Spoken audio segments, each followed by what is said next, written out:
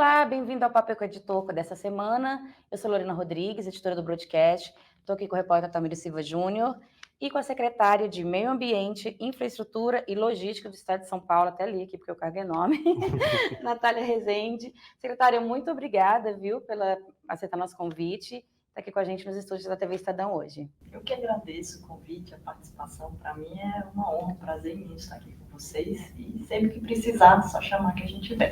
Que bom. Secretária, tem muito assunto aqui na paz, mas eu quero começar falando por um específico, privatização da Sabesp. Interessa muito aqui o nosso assinante do Broadcast Político. É a oferta mais esperada desse ano, ali no mercado, fala-se em arrecadar pelo menos 15 bilhões de reais. Eu queria saber se vai acontecer mesmo em junho, qual que é o cronograma e como é que são os trabalhos nessa reta final. Bom, então a gente está desde o início colocando um ponto que é muito importante para o governo, para o investidor também, para quem nos acompanha, que é seguir a risca cronograma. Então a gente tem seguido desde o ano passado, quando a gente colocou as fases do nosso programa, e vai ser sim meados desse ano, né? Então a gente tem esse target, a gente está cumprindo. Acabou agora a fase de consulta, audiência pública, então a gente está olhando as contribuições, vendo aprimoramentos que a gente consegue fazer no modelo, né, ouvindo, a gente pode discutir um pouquinho melhor aqui também, coisas que a gente viu que faziam sentido, né, a gente está melhorando o processo. Foi muito bom esse processo de controle de participação social que a gente fala, né? E aí depois a gente chama a reunião da unidade regional para poder deliberar os documentos, e aí começa a operação para no segundo semestre já ter tudo concluído com o contrato já rodando. E em termos de detalhes mais técnicos, assim, secretário, o governo já bateu o martelo, por exemplo, que participação que o governo de São Paulo ficaria depois da privatização? A gente está exatamente nesse momento agora de em breve soltar essas definições de quando o Estado vai ficar, limite de votos, os valores ali, o range por exemplo, da redução tarifária. Uhum. Por quê? Porque o que a gente estava fechando agora? Os investimentos que a gente colocou em consulta, né? Então a gente está falando de 68 bi estimados aí até 2029 para a universalização, 260 estimados até 2060, quando acaba o contrato, que a gente está equalizando os prazos. E aí o que a gente estava fazendo? A gente estava olhando junto com a sociedade o que a gente construiu com os municípios. Então, desde agosto do ano passado, a gente está construindo anexo a anexo 375 descrições de investimentos, de obrigações, do que precisa fazer, de meta, de indicador, de tudo. E isso dá o investimento, o valor, que é o input, exatamente para a gente ter isso que a gente vai deliberar em breve, que é o que você me perguntou. Então, fechado isso, agora a gente consolida e já libera esses valores todos. E a questão de ter um investidor âncora? Isso já está definido e já tem um percentual? A gente ouviu ontem, por exemplo, essa semana, a empresa, a Egea, e que disse que tem interesse em investir 15%, mas tem que ser 15%, tinha que ser fatia de pelo menos 15%. Outros investidores também falaram que tem interesse de investir, mas tem que ter uma fatia maior, porque senão fica preso muito tempo a concessão, com um investimento pequeno. Vai ter esse investidor âncora e vai ser quantos por cento? A gente procura, isso é uma coisa que a gente colocou desde quando a gente lançou a fase zero, que a gente chama do modelo follow-on, mais acionista de referência. Então, é uma coisa que a gente colocou de diretriz desde o início. Então, a gente quer, sim, ter acionista de referência. Por quê? Aí, acho que até é bom a gente falar por que o Estado de São Paulo quer um follow-on com acionista de referência. A gente está falando de uma utility aqui, que é um serviço essencial, saneamento, que a gente tem investimentos, que a gente tem uma operação que a gente quer sempre perseguir a melhoria. E para isso é importante a gente ter acionistas compromissados junto com o governo ali na empresa. Então, a gente quer melhorar a gestão, a gente quer melhorar a governança, e para isso a gente entende que esse perfil de acionista de referência, né, que esteja ali uma cara ali junto com o Estado, dá uma melhoria de governança. Então, isso foi uma coisa que a gente sempre colocou junto com essas deliberações que eu comentei aqui na pergunta de antes. A gente está também trabalhando para poder já dar as diretrizes para o que se espera, quais são os direitos, obrigações, o estatuto, Então, e aí isso vai junto com a questão da participação, do limite, isso tudo a gente vai estabelecer nesses documentos que a gente deve soltar aí em breve. Mas dá para antecipar alguma coisa? Só, eu sei que não pode antecipar muita coisa, mas, por exemplo, esse percentual que as empresas estão falando de 15%, é um percentual que faz sentido? Por que elas estão falando de 15%? Ou, como é que você vê isso? Por que existe essa referência, né? Quando a gente soltou até a fase 0, a gente falou, olha, o Estado, que hoje tem 50,3%, né? Então 49,7% já está negociado na B3, na Bolsa de Nova York. Deve ficar com algo entre 15% e 30%. Então, o que a gente está estudando agora, de acordo com o input do investimento, e aí com o range da tarifa, o quanto a gente vai ficar. E isso também influencia, querendo ou não, aqui no cálculo do próprio acionista de referência. Então, como a gente vai ficar entre 15 e 30, aí surgem também esses cálculos aí de quanto que seria o acionista de referência. Então, por isso que a gente vai soltar essas deliberações de quanto o Estado fica, quanto é o limite de votos também, que é algo importante, e a governança, porque é uma coisa que a gente tem ouvido, né, isso tem estudado muito também, é melhoria de governança. Isso é muito importante para os acionistas de referência. Então, a gente já quer, antes da operação, ter isso tudo publicado, transparente, para quem participar já saber exatamente o que é que vai encontrar lá logo depois da operação e ao longo dos anos, né? Que é o que a gente quer que esse acionista fique conosco aí durante um bom tempo. Agora, uma outra questão. Semana passada, por exemplo, eu falei com os bancos ali da Faria Lima, e uma questão que eles estão particularmente observando é a entrada desse investidor de referência. Que momento que seria? Assim, seria antes da oferta pública que privatiza a empresa? Seria no mesmo momento da oferta? Seria um preço diferente? Como é que está essa discussão? A gente está discutindo junto com essa questão da governança. Por quê? Porque aí a gente tem modelos, né? Modelos tanto da parte jurídica, olhando questões acionárias, olhando uma coisa que a gente tem que seguir sempre à risca, que são as regulamentações da CVM, aí seja aqui da que regula o Brasil, seja de Nova York também. Então, a gente está olhando as duas.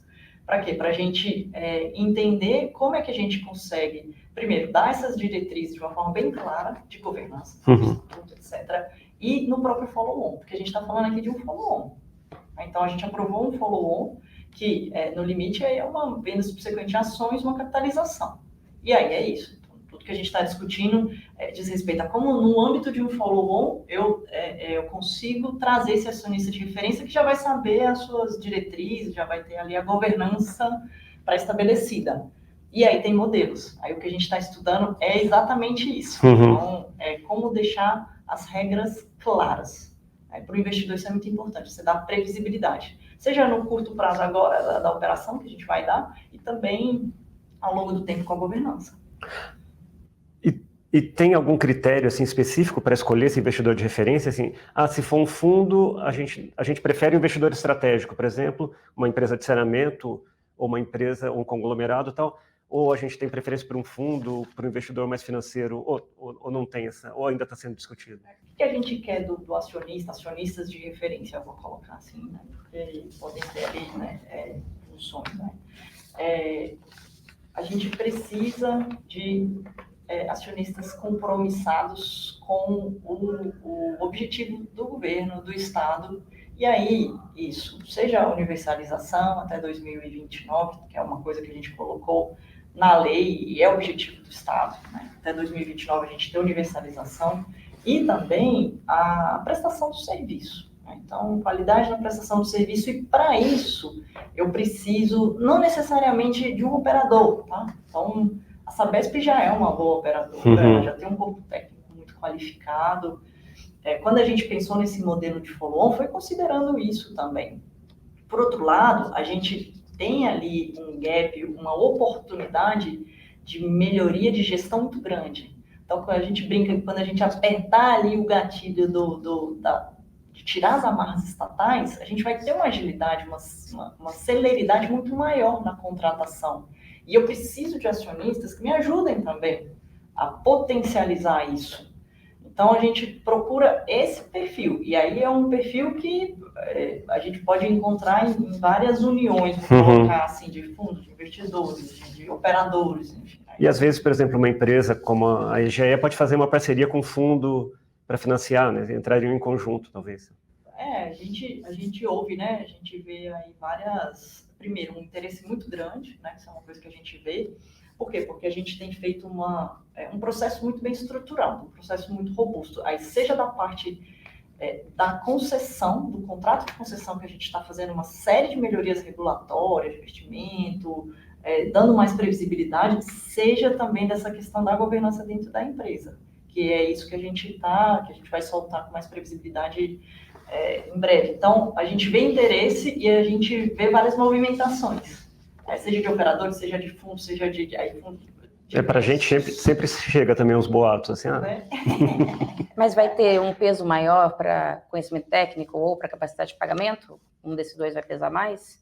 Então, o que a gente está estudando agora é dentro do follow-on, como é que a gente consegue, de fato, concretizar esse acionista de referência. Porque o follow-on, ele naturalmente tende a capitalização, a pulverização, né? Então, o nosso estudo hoje está muito, e é um estudo muito aprofundado que a gente está fazendo com os corpos técnicos mais qualificados, aí, seja jurídico, seja econômico financeiro, para a gente colocar ali dentro do modelo essa previsibilidade e deixar a regra clara, né? Eu acho que é isso que é importante.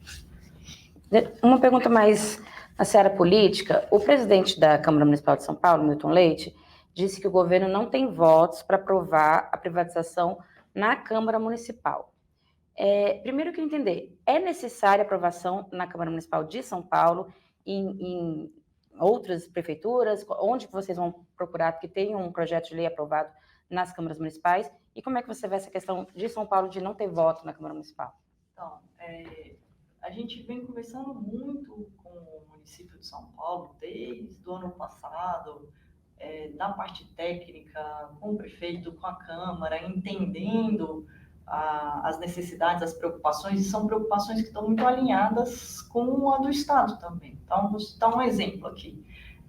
A Câmara, por exemplo, a própria Prefeitura tem uma preocupação muito grande com mananciais. Então, preservação de mananciais, melhoria ali em Guarapiranga, Billings, a melhoria da quantidade de ligações, de esgotamento, isso a gente tem também. Então, a gente veio incorporando vários pontos que eles levantaram ao longo do processo, principalmente a prefeitura, que a gente estava sempre, né, para construir o anexo de São Paulo de uma forma bem robusta, e vários pontos que a Câmara também apresentou, seja lá na comissão, eu fui lá, né, um dia, para a gente discutir, seja nos diálogos que a gente está tendo, a gente está bem convergente. Então, eu não vejo dificuldade, eu acho que muitas vezes é um diálogo que tem que ter, né? Tem que acertar um ponto ou outro. E alguns até já vieram por meio da consulta agora. Então, a questão, por exemplo, da tarifa social, né, que surgiu na própria prefeitura, a Câmara também falou isso, tá lá na parte de comissão. Vamos aumentar, precisamos colocar alguma coisa para aumentar a abrangência da tarifa social. A gente vai fazer isso, a gente vai acatar esse tipo de ponto. Acho que aí já diminui muito, já mostra o benefício. Tem muito benefício para São Paulo, né? A gente está falando de investimentos aí de 84 bi até 2060, só para o município de São Paulo, uma série de melhorias que eles mesmos trouxeram para a gente. Então, eu não vejo dificuldade, acho que a gente está caminhando de uma forma muito convergente, acertar um ponto ou outro. Do ponto de vista jurídico, a gente sempre falou isso desde o início, né? Eu tenho falado sempre, muitos municípios não vão passar pelas suas câmaras, porque o novo marco, a Lei 14.026, quando ela veio em 2020, ela trouxe um dispositivo superveniente, uma legislação nacional que dá diretrizes para a União, Estado e Município, de que não seria necessário essa passagem, né, essa aprovação por câmaras municipais, etc. Então, está isso lá no novo marco, né? A gente tem pareceres aqui da nossa Procuradoria do Estado nesse sentido, que a gente já mandou para todos os municípios. Tem alguns municípios que sim querem envolver a Câmara, né? O caso aqui do município de São Paulo, E a gente ajuda também, a gente vai, a gente conversa, a gente apoia. O que a gente quer é ter o melhor processo, mais transparente, com o maior diálogo possível. Mas vocês vão buscar que tenha aprovação de um projeto? O nosso projeto, a gente teve a aprovação, né, da Na Assembleia, LESC. que era o necessário para a gente fazer a capitalização. Então, existia uma trava na legislação em relação à perda de controle do Estado, ou seja, a diminuição de 50,3 para que a gente está falando algo entre 15 e 30. Então, a gente precisava autorização para isso. E isso, até a própria Constituição do Estado fala que quando você vai fazer alienação de ação, está bem explícito lá, inclusive pela discussão que a gente teve em relação à questão constitucional, a gente até cita, a própria Constituição fala, olha, por lei ordinária, vocês podem fazer isso. Então, a gente encaminhou, o projeto de lei foi aprovado, né, em dezembro do ano passado, e aí a gente tem autorização para fazer essa operação. Da parte dos municípios, tem municípios que vão seguir essa lógica que eu comentei do novo marco, e aí a gente já tem parecer jurídico nesse sentido, 2 pareceres a gente já mandou para eles, e tem alguns, não é a maioria, tá? Mas, por exemplo, São Paulo, que tem toda uma história, tem a participação da Câmara já desde a outra assinatura do contrato e que acham por bem fazer essa aprovação, e a gente ajuda, apoia, ouve também, eu fui lá já várias vezes, não tem problema nenhum também. Você mencionou a consulta pública, né, que teve, e a gente noticiou aqui, foram quase 1.000 sugestões, né, ao todo. Como é que está essa análise? Assim, algumas devem ser incorporadas, como é que está esse processo de avaliação? Foi muito interessante esse processo a gente chama do processo de controle e participação social, né? Como é que a gente fez? A gente ficou 1 mês em consulta, e aí a gente colocou todos os documentos, tudo. Colocou no site, e a gente abriu o formulário lá, 24 horas, para quem quisesse entrar, colocasse lá o artigo tal, a gente entende que precisa de um aprimoramento, botava lá a sugestão. E além disso, o que a gente fez? A gente fez 8 audiências ao longo do estado. Aí como é que a gente escolheu fazer essas audiências, né? A URAI, a nossa unidade regional, tem 375 municípios. Eles são diversos, tem várias realidades. Para a gente melhorar a governança, dentro do contrato, dentro da URAI, a gente olhou bacia hidrográfica, região metropolitana, aglomeração urbana, microrregião, desafios convergentes, e aí a gente chegou em 7 agrupamentos que nos dão uma melhor estratégia para poder alcançar a universalização e prestação de serviço. Então, a gente tem ali 7 agrupamentos, isso está no contrato, está na URAI. A gente pegou a cidade sede desses agrupamentos e a gente foi uma a uma fazendo audiência. São Paulo, Santos, São José dos Campos, Registro, Franco, Presidente Prudente, Lins. E depois, para quem não conseguiu participar, a gente fez uma virtual depois das 18. A gente teve 976 contribuições, grande parte técnica mesmo, e interessantes. Por exemplo, essa que eu comentei aqui de São Paulo, né, da questão que veio da Prefeitura, a Câmara também ressaltou isso, da abrangência de ser automático, né, a questão da tarifa social, que é uma evolução que a gente tem, né, pra gente, como a gente está colocando pessoas que estão fora, é importante também a gente ter uma sistemática da gente conseguir ter essa tarifa social de uma forma efetiva. E até porque a redução mesmo que a gente vai dar vai ser mais focada, vai olhar todo mundo, mas vai ser mais focada nesse contingente aqui. Então, isso é um exemplo, né? Além de pontos de aprimoramento regulatório que a gente vê que a gente consegue deixar mais claro, né? Muitas vezes, para a gente está claro, e aí alguém fala, olha, vocês não explicitam, não falam, como é que vai funcionar o fator U mesmo, que é o fator que decresce a tarifa se você não fizer o investimento, né? Então, a gente está clareando determinados pontos. Eu queria só voltar um pouquinho aqui na questão política, porque o processo está acontecendo no ano de eleição municipal, né, aqui na capital, no Brasil e aqui na capital, e essa semana, por exemplo, o deputado federal que é candidato Guilherme Boulos defendeu a realização de um plebiscito. O que vocês acham disso? Como é que você viu isso? A gente já chegou a discutir essa questão do plebiscito quando a gente estava passando o projeto na Assembleia, né? E a gente tem muita tranquilidade em relação à desnecessidade do plebiscito, seja por decisões judiciais que já entenderam isso. Então, tem uma vasta jurisprudência, tem decisão da STF dizendo que não tem essa necessidade quando você está tratando de privatização, de estatização de empresa pública. De forma geral, isso se aplica a Sabesp. Tem toda uma lógica de que o que a Constituição estadual exige isso está muito claro, está lá no artigo 47, inciso 15, está no artigo 115 também, no sentido de que o que você precisa para poder fazer uma alienação de ações, enfim, uma capitalização como a gente está fazendo. Uma aprovação da Assembleia. Quando você não falar nada na Constituição, você está remetendo a uma legislação ordinária. Isso daí é consentâneo entre qualquer jurista, né, que a gente pergunte. Então, o que a gente fez? A gente citou isso na exposição de motivos quando a gente mandou para a Assembleia. A gente falou, olha, a gente está cumprindo o rito da Constituição, colocando que via legislação, via uma lei ordinária, esse pedido de autorização. E a gente chegou também nas emendas, tiveram emendas também falando disso, de plebiscito, etc. E a gente também respondeu, não tem essa necessidade por causa disso. E aí, qual foi sempre o desejo do Estado? Que a gente sempre perseguiu, isso é uma coisa que a gente está ressaltando muito. É transparência, é diálogo, e isso a gente faz com discussões técnicas, a gente faz com o diálogo que a gente teve com os municípios. A gente fez várias rodadas com os 375, várias. Então, a gente fez junto com o governador, agosto, setembro, chamamos todos. No final de setembro, a gente combinou, falamos assim, olha, tudo que a gente falou, a gente vai escrever, a gente vai mandar um ofício para vocês, falando, ó, qual a proposta? Vai ser essa daqui. E aí a gente colocou depois, no final, um cronograma de reuniões. Abrimos uma plataforma para ficar mais fácil a comunicação. Aí na plataforma a gente colocou assim, ó, os investimentos que a gente mapeou que precisam ser obrigatórios, que a gente tem que colocar no contrato, colocamos lá. Tem mais algum? A gente esqueceu de alguma coisa? A gente abria campo.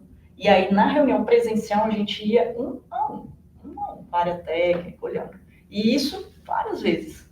Então, esse é um diálogo construtivo, é um diálogo que eu acho que agrega. A consulta é algo que agrega, né? Então, eu acho que para a gente ter um projeto bom, bem feito, robusto, acho que é muito mais nessa linha do que muitas vezes da desnecessidade de mecanismos que podem ser usados de uma forma política e não técnica, né? Que é o que a gente quer para o nosso projeto, uma parte técnica, uma robustez nessa área do saneamento, do que é melhor para a população. Você acha que esse plebiscito defendido pelo Bozo poderia ser usado de uma forma política, é isso? Olha, aí cada um tem tem os seus objetivos, né? Não sei exatamente o dele. O que eu posso falar é que da parte do Estado de São Paulo, a gente sempre procurou o caminho técnico de construção, de diálogo, de transparência. E isso, com certeza, passa por tudo isso que a gente veio fazendo desde o ano passado. Por isso que, por exemplo, ações que existem, né, judiciais, todas foram indeferidas, né? A gente derrubou todas porque a nossa argumentação técnica é muito robusta. Então, a gente está muito tranquilo em relação a isso. Agora, tem um outro ponto, que essa operação está acontecendo no momento que a Enel, que é a concessionária aqui de São Paulo, está passando por um monte de problema, uma crise que está se escalando, vários apagões. Isso tem um impacto muito na população, né, que talvez pode se ficar contra a privatização, a concessão. Como é que isso pode ter algum impacto na operação da Sabesp? Olha, eu não acredito, porque é uma coisa que a gente tem falado muito. Eu até levei isso lá na Assembleia quando eu fui lá, na Câmara de São Paulo também. É muito diferente a lógica da energia, da distribuição de energia, da lógica de saneamento. Então, vou começar falando aqui da infraestrutura, tá? Então, a infraestrutura da distribuição, ela é muito menos resiliente do que a nossa, de saneamento. Por quê? Qual foi o grande problema que teve aqui no município, né? Queda de árvore, né? Manejo arbóreo que a gente fala. Por quê? Porque a gente tem uma infraestrutura muito exposta. Caiu a árvore, né? Bateu ali no fio, teve um desabastecimento. No caso de saneamento, a gente tem uma infraestrutura subterrânea. Então, ela já tem uma resiliência maior. Tá? Tem outro ponto que é importante também falar na parte de infraestrutura. O saneamento, a gente é mais resiliente na questão da armazenagem.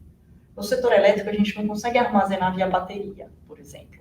É mais difícil. A gente tem uma armazenagem melhor, mais factível, né? Seja caixa d'água, enfim, a gente é mais resiliente naturalmente, o saneamento, tá? Então já tem uma diferença em relação a isso. A regulação de energia da distribuição é bem diferente da nossa. Existe um foco em redução de custos por contratos da década de 90, é uma outra lógica. O nosso foco é em realização de investimentos. Até por isso a gente fez um plano, custo, etc. A regulação também, ela é diferente porque, em tese, ela é mais distante, vou chamar assim, tá? Então, o poder concedente, quem assina o contrato, está a nível federal, lá em Brasília, tá?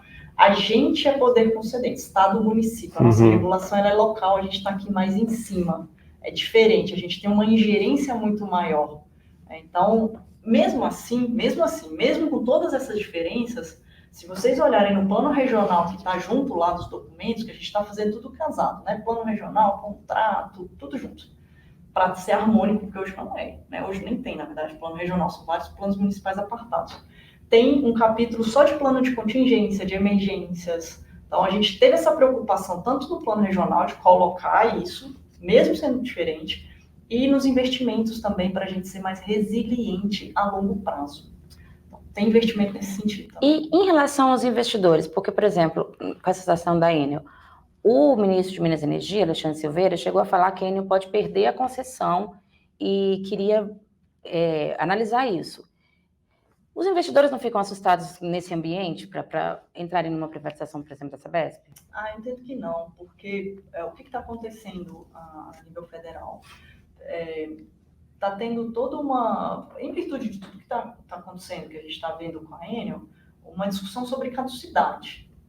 A caducidade, se a gente olhar na Lei 897, nos contratos de energia, nos nossos também, no nosso da Sabesp, tem lá um capítulo sobre caducidade, porque é exigência legal e tem que ter, né? Tem que constar lá. É uma das formas de extinção contratual. Tem todo um rito, né? Então, você tem um rito de inclusive, abrir para a concessionária sanear suas falhas, o que está de errado, de você falar assim, olha, o contrato tem que melhorar, tá ruim. Então, é um chicote, um porrete que a gente fala, né, regulatoriamente, ele é forte, só que ele observa todo o rito. Então, não tem essa insegurança do investidor olhar e falar assim, pô, vamos me tirar aqui o contrato, né? Ele tem, na verdade, a caducidade, muitas vezes, passa para o bom investidor, aquele cara que quer entrar, que quer de fato investir, a mensagem regulatória de que esse país cumpre contrato. E se eu não fizer, eu vou ter aqui uma sanção. Então, eu vou fazer. Se eu não fizer, se eu não quiser entrar para poder universalizar, para fazer investimento, eu nem entro. Então, eu acho que é o contrário, na verdade, sabe? Passa uma mensagem de que a gente cumpre contrato e a gente quer fazer o investimento devido.